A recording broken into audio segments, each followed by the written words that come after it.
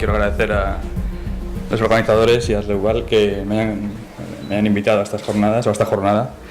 Bueno, para mí es un placer estar aquí esta tarde.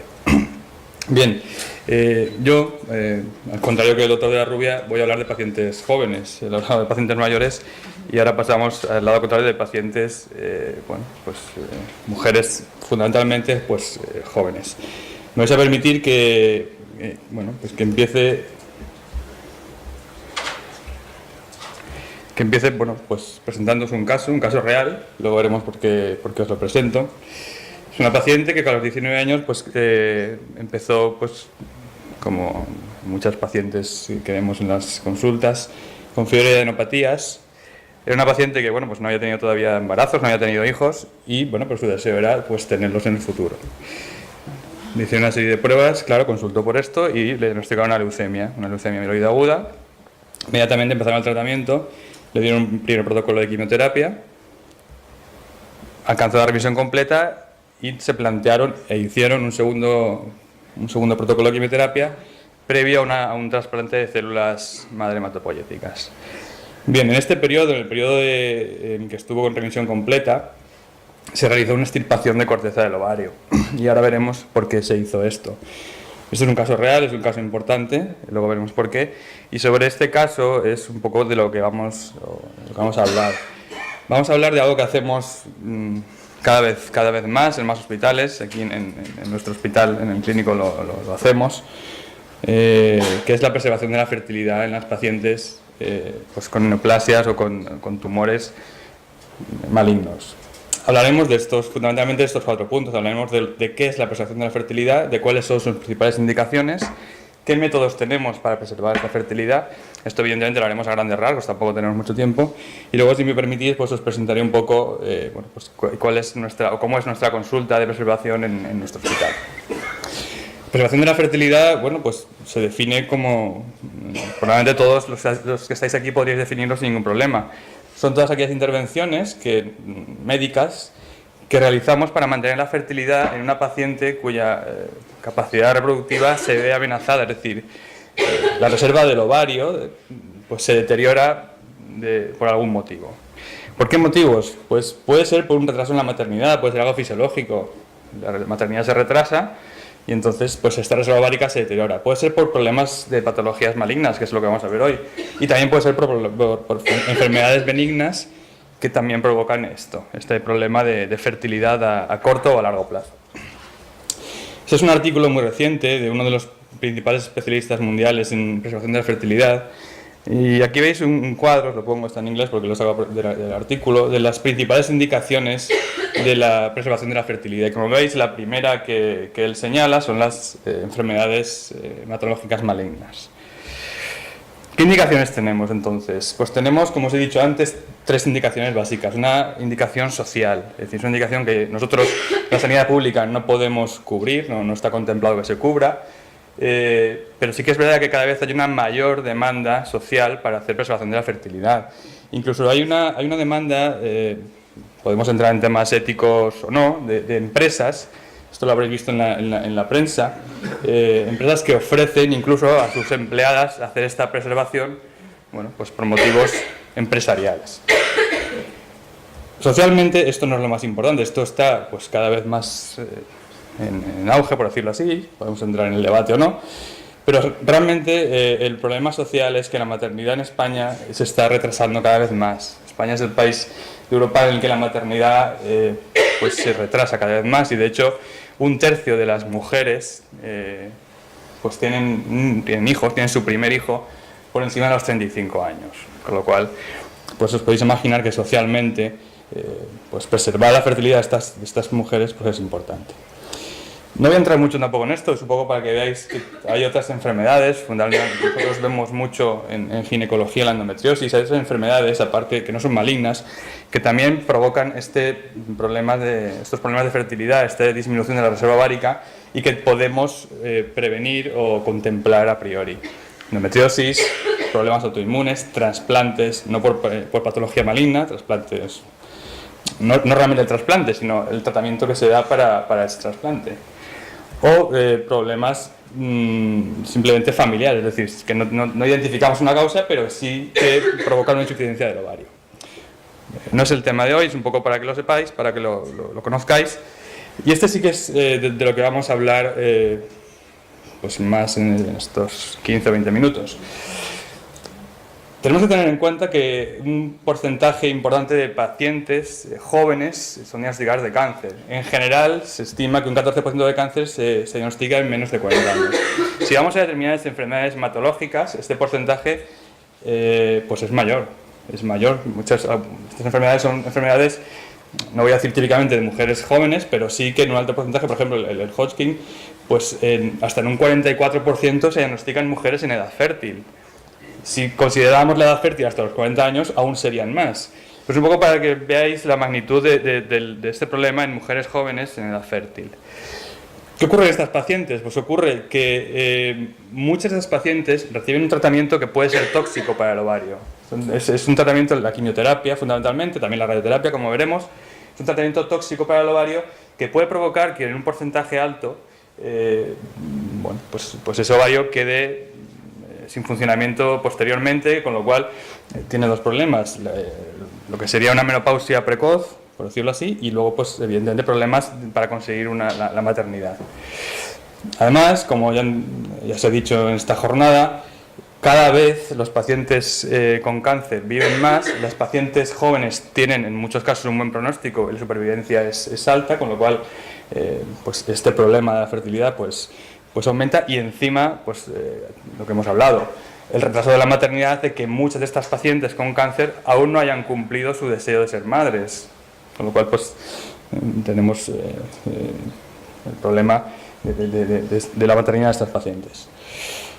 Bien, ¿qué ocurre? Bueno, pues ocurre que aunque lo ideal sería que toda paciente, y esto es una afirmación importante, toda paciente en edad reproductiva que es diagnosticada de un cáncer debería ser informada de que existe esta posibilidad, de que existe la posibilidad de preservar su fertilidad, por lo que pueda ocurrir, y debería ser remitida, por lo menos ofrecerle la opción de ser remitida a una unidad especializada que existen pues en casi todos los hospitales terciarios en la Comunidad Valenciana, que existe la posibilidad y ser remitida. Esto es lo que debería o lo que sería ideal, pero la realidad es que esto no ocurre, o por lo menos hasta ahora. Esto a lo mejor vosotros ya lo conocíais, pero la mayoría de la gente pues desconoce que esto se pueda hacer o que esto sea accesible, y se estima que menos del 50% de estas pacientes que pues no tienen esta opción, o no se les plantea o se les plantea pero no la consideran.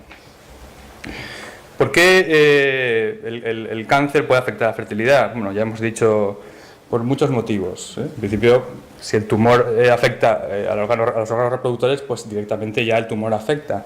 Entonces esto repercute, por supuesto. Si tenemos que hacer un tratamiento quirúrgico sobre estos órganos reproductivos, pues también. Pero fundamentalmente la afectación se produce por los tratamientos de quimioterapia y radioterapia, sobre todo la quimioterapia. La radioterapia, en la zona, hablando fundamentalmente de la mujer, también del hombre, pero pues es una radiación sobre la zona pélvica, pues puede producir una depleción, una pérdida de células germinales muy importante, y la quimioterapia, por supuesto, también. ¿De qué depende esto? No depende solo de la quimioterapia, no todas las pacientes que se va a dar quimioterapia van a quedar infértiles, por decirlo así, o estériles, no. Depende de diversos factores. Un factor importante es la edad, por supuesto. No es lo mismo la quimioterapia o el tratamiento a los 35 que a los 25.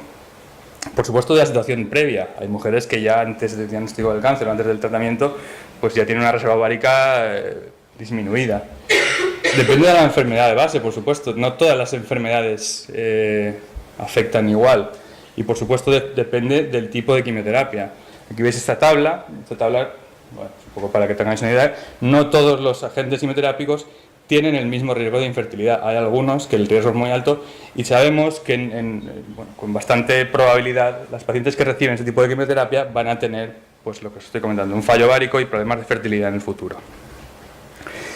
¿Qué métodos tenemos?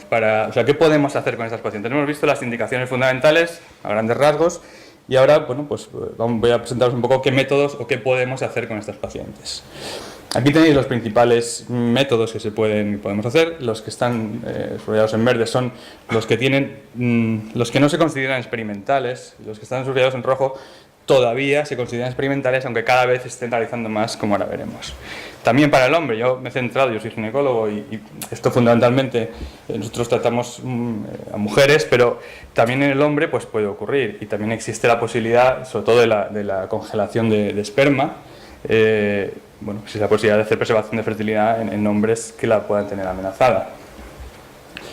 ¿Qué valoraremos? Cuando nos llega una paciente, nos remiten a una paciente para valorar si podemos hacer una técnica de preservación de fertilidad, ¿qué valoraremos? Evidentemente valoraremos la edad. Si es una mujer, si es una niña, pues una mujer ya pues, en la pubertad o una mujer adulta, madura.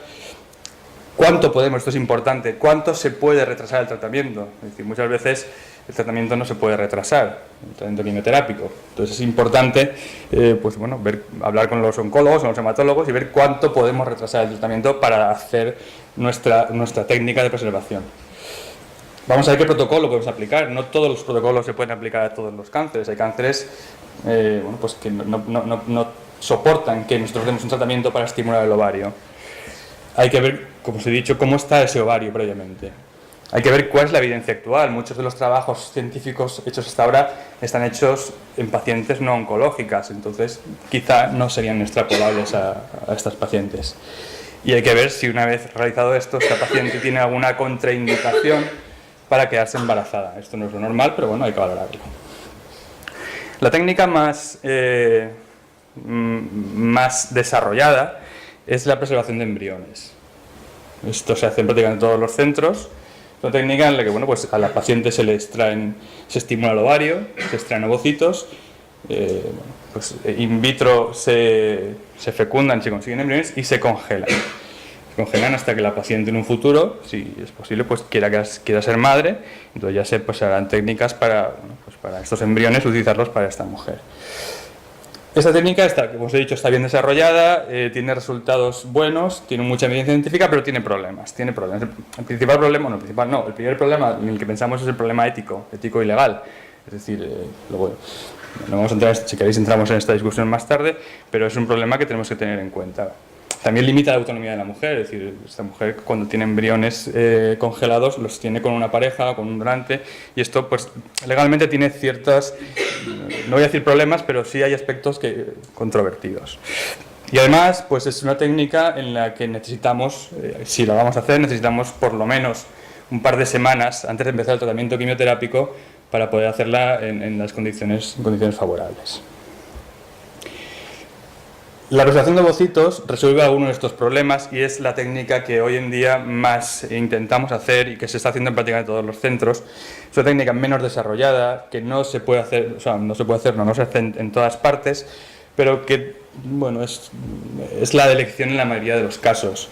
¿Por qué? Porque salvamos los problemas éticos o legales que podamos tener. Simplemente estimulamos a la paciente, cogemos ovocitos y sin fecundarlos, sin tener embriones, los congelamos y los podremos utilizar en el futuro. Tienen también problemas, por supuesto, como os he dicho antes, también necesitamos un tiempo para poder hacerla antes de empezar la quimioterapia. Esta técnica pues es la de elección hoy en día, por lo menos en nuestro centro, es la de elección a la hora de patología maligna, en mujeres en la pospubertad, porque os podéis imaginar que esto en niñas pues no se puede realizar, en patología maligna también y por razones sociales, pero ese no es nuestro caso. No voy a entrar mucho en esto es una técnica que también se puede realizar, pero cuando se va a dar radioterapia, es una técnica quirúrgica que es, mediante una operación, nos llevamos los ovarios de su zona normal, que va a ser irradiada, a una zona superior. La técnica, no se hace en muchos centros, es una técnica complicada, tiene complicaciones, puede tener complicaciones de una cirugía y tiene ventajas. Una ventaja es que la podemos hacer hoy y mañana se puede dar la radioterapia o el tratamiento que sea. Pero no es una técnica que se haga en muchos sitios.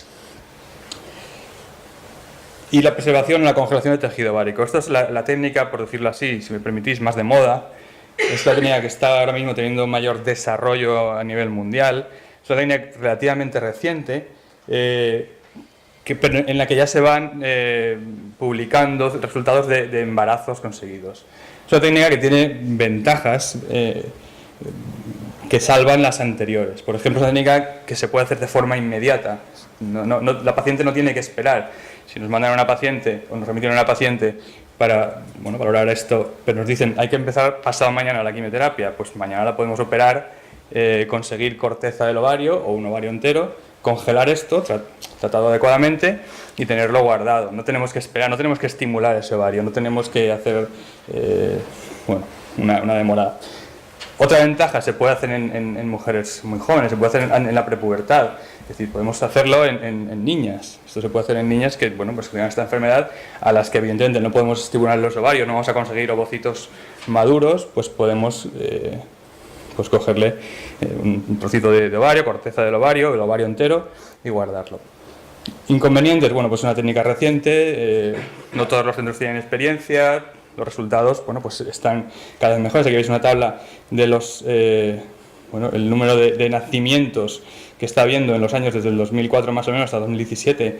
Veis el crecimiento que está habiendo de nacimientos mediante esta técnica y pues una técnica que tiene sus grandes ventajas. Como os he dicho antes, la técnica de elección en la prepubertad, en niñas, en mujeres muy jóvenes y en mujeres que no pueden retrasar el inicio de la quimioterapia. ¿Por qué he supuesto el caso de antes? Pues porque en el caso de antes es un caso real, se realizó esta técnica, se cogió lo que os he dicho antes, cuando se operó a esa paciente entre los 2 ciclos de quimioterapia y se le extirpó un poquito de ovario, este ovario se congeló. A los 11 años, esta mujer, si recordáis el caso, tenía 19 años, a los 11 años esta mujer estaba curada de su leucemia, por lo menos estaba en remisión, y se planteó ser madre. Pues tenía una pareja, se planteó ser madre. Durante 2 años se hizo un estudio del tejido este que teníamos guardado, o que se tenía guardado, no fue aquí, que se tenía guardado, se hizo un estudio muy exhaustivo durante mucho tiempo para descartar que ese tejido estuviera infiltrado por la leucemia, porque ese es un riesgo que corremos. Nosotros no sabemos, o existe el riesgo de que ese tejido pues tenga células malignas. Entonces, durante un tiempo muy, muy largo, como os digo, ese tejido se estudió y se comprobó, o por lo menos con bastante fiabilidad, de que ese tejido no estaba infiltrado. 3 años después del diagnóstico, evidentemente también tuvo que pasar una serie de comités de ética y una serie de procesos, ese tejido se reimplantó en los ovarios de la paciente, se reimplantó. Una técnica quirúrgica no es una técnica muy complicada, se reimplantó. Y a los 4 meses la paciente volvió a tener, no lo he dicho, pero esa paciente quedó sin reglas, quedó con los ovarios pues, insuficientes.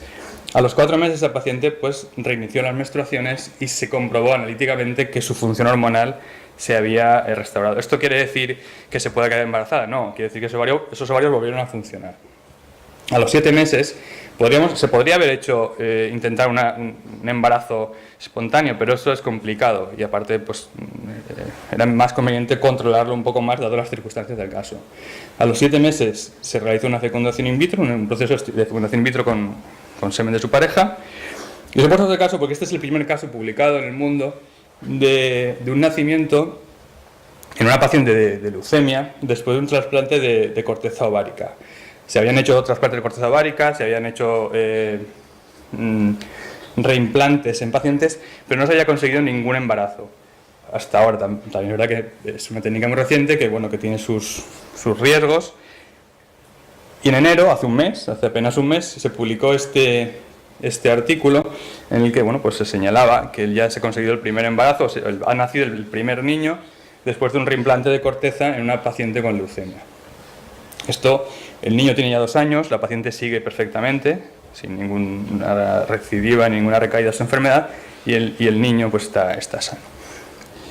Hay otras técnicas, no voy a entrar mucho porque son técnicas muy experimentales, nosotros no las hacemos y hasta donde yo tengo conocimiento en la sanidad pública en la Comunidad Valenciana no se hacen, como es coger ovocitos inmaduros y madurarlos in vitro. Esto es bastante complejo, de momento os lo señalo por si lo oís, pero no lo hacemos. Esto sí que lo hacemos y es el recurso que tenemos cuando no podemos hacer ninguna de las técnicas anteriores, aunque no tiene una evidencia científica muy alta. Cuando a una paciente se le va a dar quimioterapia y no podemos hacer por el motivo que sea, no se puede hacer ninguna técnica de las que he comentado, pues se le da un tratamiento para intentar proteger los ovarios, intentar tenerlos, entre comillas, si me permitís, dormidos, y que la quimioterapia le afecte lo menos posible.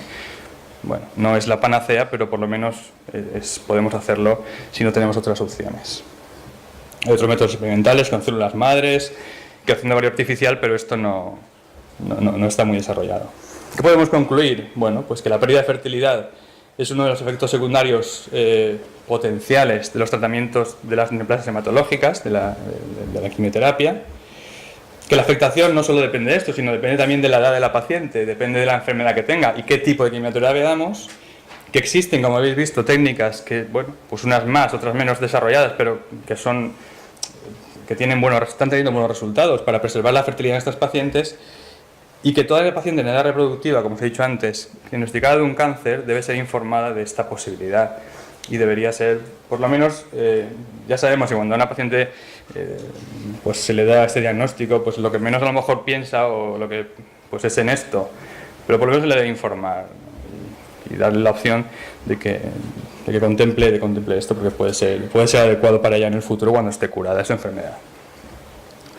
Nosotros, voy a ser muy breve, voy a acabar ya, tenemos una consulta aquí en el servicio de ginecología del clínico, de tratamiento de preservación de la fertilidad, y tratamos o llevamos pacientes tanto con patología benigna como con patología maligna. Estamos en la unidad de reproducción asistida, en la 8ª planta del pabellón A del clínico. Aquí tenéis quienes estamos en esta unidad. Evidentemente nos puede mandar pacientes cualquier médico, no tenemos algunos servicios preferentes, no por nada, sino porque bueno, pues son los servicios que normalmente nos mandan más pacientes. El método de remisión, bueno, pues contacto directo con estos servicios, con cualquier médico que considere que alguna paciente puede ser remitida. Y nosotros a las pacientes pues las vemos pues muy rápido, es decir, pacientes urgentes que su médico nos comunica que el tratamiento va a empezar ya, pues la vemos, nos estamos viéndola, nos comprometemos a verla en 24 horas. Si no va a empezar el tratamiento ya, se puede demorar más, pues a lo mejor la vemos en 15 días, en un mes como muy tarde. Pero esto generalmente es para patología benigna que no tiene mucha urgencia. Bueno, tenemos una serie de criterios de inclusión, algunos de ellos, bueno, pues no los hemos puesto nosotros, son cuestiones legales.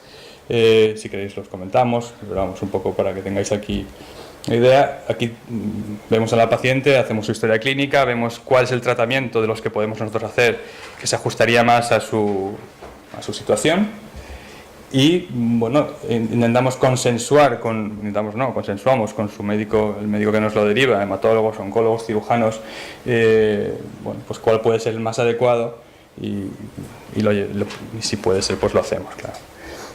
Si lo hagamos o no lo hagamos, a este paciente le hacemos un seguimiento pues hasta que la paciente quiere ser madre, o si no nos puede hacer ninguna técnica, pues un poco para ver cómo va su función ovárica y su capacidad en el futuro. Y creo que esto es todo. Agradeceros que estéis aquí estas horas, y si tenéis alguna cuestión o alguna pregunta, ahora podemos hablar. Gracias.